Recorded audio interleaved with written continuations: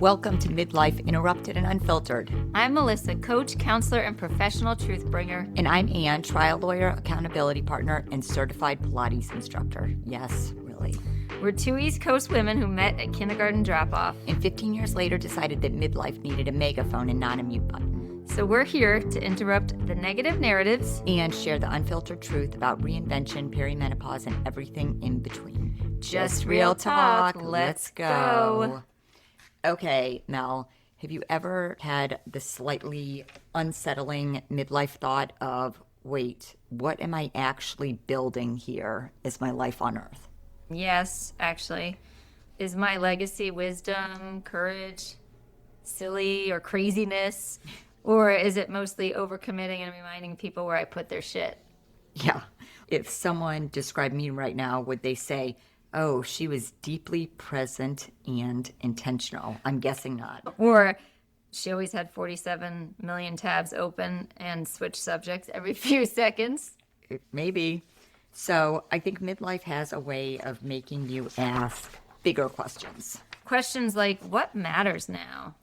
What do I want to be remembered for? Am I actually living that way? Am I helping others? And so today we're going to talk about legacy. Not in a dramatic marble statue kind of way. Right. How am I living kind of way? Let's do that again. In a real life, right now, how am I living kind of? Welcome to episode 18. What do you want to be known for? Building your legacy now. Today we're talking about a question that can feel both inspiring and mildly terrifying. What do you want to be known for? Because midlife has the way of waking you up. You realize that time is not infinite. Energy's not infinite, and maybe most importantly, your willingness to keep living on autopilot is definitely not infinite. And yes, that can sound intense, but it's actually meant to lighten your load. Because if we're willing to ask what we want to be known for, then we also get to ask how we want to live now. This is not about building some perfect legacy, and it's not about becoming more productive, more polished, or more impressive. That's for sure. It's more about alignment, meaning, values, impact, the way your life feels. How do people experience you? The truth that you leave behind in rooms even after you've left them. The people, the populations that you cultivate or make you better. And the beautiful thing is that legacy is not only built in giant moments, it's also built in the smallest of moments. Absolutely. How you love, how you apologize, how you parent, how you lead, how you share your time and your talent, how you tell the truth, how you come home to you. Yeah, that's a great one. Why is this question hitting different in midlife? And I think this question lands differently in midlife because you've lived enough life to know what matters and what doesn't matter and what's important to you and what's not so important. Absolutely. And at this point, most of us have spent years building, striving, caregiving, achieving, providing, proving, surviving. And somewhere in the middle of all that, we start to ask, was I building the life that's impacting others and that they will remember me for? And will they say, just the life I thought I was supposed to want? Or am I building just the life I'm supposed to want? That is such a midlife question. And a brave one. Because for a long time, what do you want to be known for might have been answered by roles. Yeah, mom, wife, professional, the reliable one, good girl, fixer, caretaker, achiever, volunteer. But then I think midlife starts peeling back some of those layers, and then we start asking, well, underneath those roles and underneath the performance or underneath that survival mode, who are we really? And what kind of impact do you want your life to have on others? And not necessarily what looks good or what sounds impressive, but what actually matters to each of us. Legacy isn't just what we leave behind. And I think sometimes the word legacy makes people think of death or money or institutions or something formal and far away. You need a foundation or a building named after you, or at minimum a quote engraved on a bench somewhere. And honestly, Anne, most of us are just trying to answer emails and remember to thaw out the salmon or cook the chicken. So true. But legacy is much more intimate than that, right? And something that takes some thought. It is. It's what people feel in your presence, right? It's what your kids absorb or how you treat yourself and others. It's how your partner experiences your love. It's what your friends know to be true when life gets hard. And it's what that stranger in the grocery store might feel when you smile at them. And it's the emotional and relational imprint of your life. And also the example you set. That's so true. So in terms of examples that we're setting, let's think about this. Am I modeling burnout or am I modeling boundaries? Am I modeling fear or am I modeling courage? And are you modeling perfectionism or honesty? And we all probably should reflect on, are we modeling self-abandonment or self-respect? That's where it gets real, right? Because we're all leaving something behind already. And the question is whether it's intentional or not. So is the life I'm living matching the life that I want to leave as my legacy? And I think one of the sobering gifts of midlife is realizing that being busy is definitely not the same as being intentional. And being responsible isn't the same as being aligned. There's so many years that pass by where we're doing all the right things and still we feel like we've drifted away from ourselves. And then one day you have a moment. Maybe it's in the car or therapy, in the shower, on a walk. Maybe you're folding one of your kids' hoodies for the 100th time. It's where you think, is this who I want to be? Is this how I want to be remembered? And do I want to know or be known as exhausted but efficient? Capable but unavailable to myself? Or so needed by everyone else that I disappeared in the process and lost myself? That is such a powerful midlife reckoning. I think it is because maybe we all want to be known for not how much we carried, but how truthfully we all lived. Ask yourself, Mel, what do you actually want to be remembered for? Wow, and this episode is timely. We actually had an unexpected death in the family yesterday, and I am definitely not one who likes to think about death or deal with death. And so anything other than living every day to the max is what I like to think of. So when I look back and people think of me, I really hope that they think that I was kind, funny, fiercely loyal friend, committed, supportive life partner, loving and caring daughter, fun, crazy, silly, supportive mom, great stage mom, confident, self-assured, and really a strong woman who has faith in God and who took advantage of every opportunity put before her and just lived it up, really. Yeah. What And about you? I'm sorry about your family member, Mel. Thanks. I think a lot of those same things, and just to be remembered as somebody who was generous with my time and my gifts and my resources in terms of giving back to others who maybe I know or who I don't know. And most importantly, I think being known as having been a good person and a great mom. And I really do think, I think of my legacy first and foremost is what kind of kids did I raise and what are my kids going to do in this world and are they going to be kind, good people? That to me is my legacy. Absolutely. And I'd say it's not what you accomplished, not what you're praised for, not what you're tolerated for. It's really what you're known for. And it's so funny that we both named off things and neither one of us said anything about our successful careers. Neither one of us said, I want to be remembered as an awesome life and career coach. You didn't say that. Or a successful entrepreneur. I didn't say that or anything about practicing law. So it probably really talks to our intentional living in terms of focusing on what's really important. Absolutely. And the way you make others feel, your family, your friends, or neighbors, and that they feel safe around you, that you want people to feel like when you smile at that person in the grocery store, oh, they're safe, they're kind, and feel joy. You want to be known for that joy and that kindness and that integrity, and that our lives match what we're saying here. Absolutely. And I think that some of those things, like the kindness and integrity, that stuff goes so far. And I'm sure we've talked about this before, but it makes you feel good to be a good, kind person. You never, I think, can truly imagine the impact, especially if you don't really know the person and know what they're going through, that to your point, the smile in the grocery store or something might have. So sit with that question for a minute. Think about, what do you want to be known for? And for some of us, the answer is really hard to answer, or it's really emotional to answer, and it gets even deeper and more personal. Yeah. I want to be known for not abandoning myself anymore. Or I want to be known for becoming fully myself and honoring what I really want. Or maybe I want to be known for breaking these negative family patterns in my family. Or I want to be known for choosing peace over performance. And that could be peace within a relationship or peace within yourself, I would say. And for all of you listeners out there, this is where you can really lean in, because the answer doesn't have to sound impressive. It doesn't have to be for anyone other than for your own self, and for it to be true and aligned to how you're actually living your life. Let's touch on what gets in the way of us building that legacy. If many of us know deep down what matters, then why is it so hard to live it daily?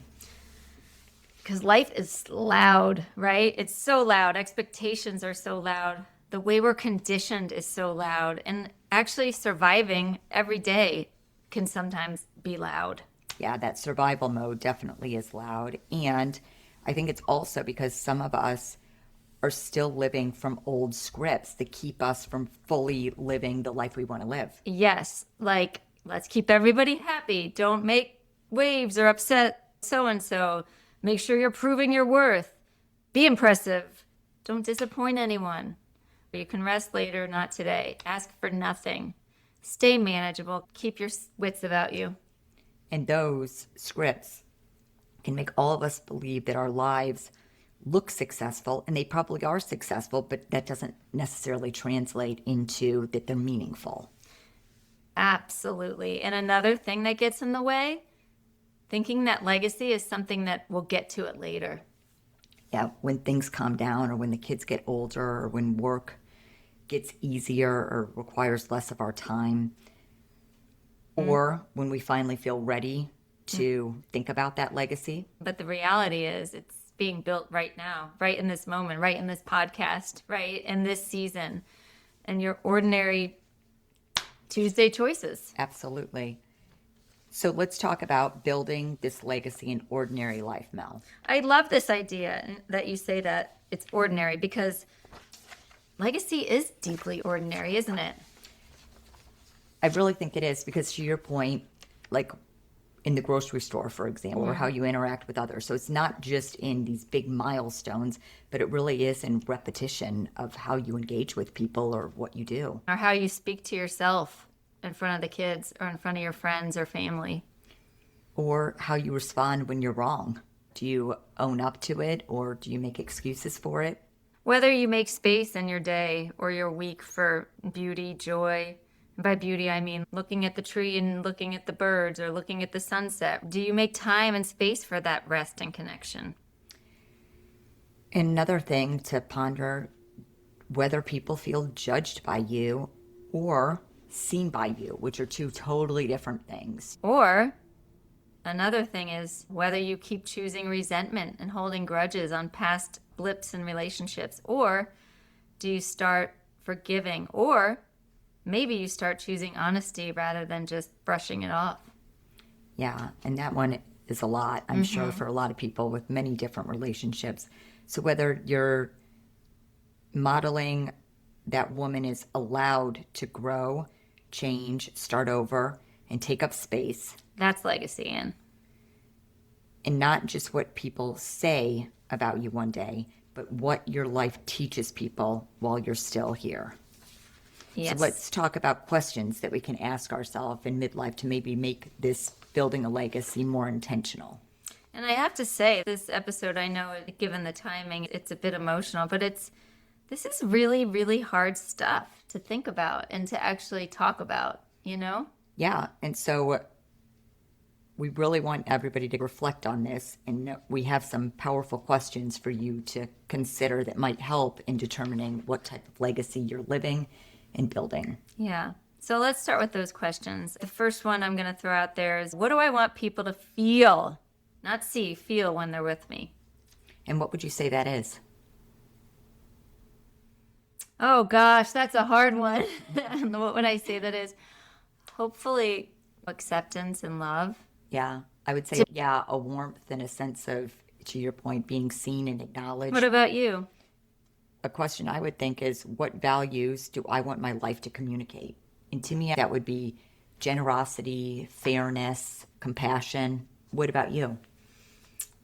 Loyalty, honesty, authenticity. That's a really good one. Another question might be, what patterns do I want to stop passing on? I would say, and I'd say this to my girls, the patterns of being anxious or feeling like I have to go, go, go. I want them to feel like it's okay to slow down. It's okay to rest and take care of yourself. And I want that pattern, them to see me evolving in that pattern and remember that. Yeah, that is, and I think I would say the same thing. I think we get so caught up in just go, go, go, and then I think so many of us do live with an anxiety of being able to break that cycle, be an awesome legacy to leave. Another question I think would be important in thinking about what type of legacy we're living or building is, what am I currently giving most of my time and energy to, and is it worthy of my life? How do you answer that one? You know what? I think I give a lot of my time and energy to my family. Of course, we all give time and energy to our careers.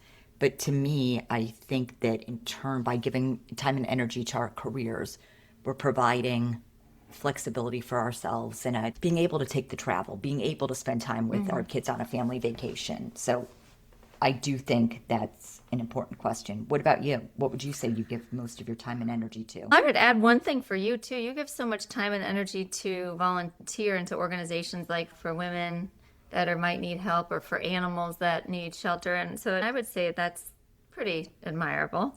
Oh, I would definitely say my family, it comes first. I'd also say in the work that I do in this second act, I absolutely love, and sharing in people's stories and having them confide in me and their own journey is just such a privilege to me. And so I hope that someday those clients will, when they move on, will remember that I was on that journey with them. I'm sure they will. I bet they will. How about here? I'll throw out one other one. What do people hope, or what do I hope people I love say they learned from me?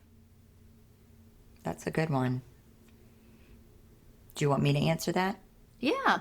I would say self-confidence and self-empowerment, and I think that's it. Those are good ones. And I would add to that, I say the same thing, but I'd add to be able to laugh at yourself. That's a really good one. And not take yourself too seriously. Yes, It exactly. goes along with that, which we could all use more of that, that's for sure. In this world especially. I Yes. know. So, another question, what do I want to be known for that I'm not fully living yet? And I think for me is maybe taking the time to slow down a little more. Yep. But I will say I was up here where in my closet/home office where we always do our podcast from, and it was crazy. There was a hummingbird just hanging out right in front of my desk.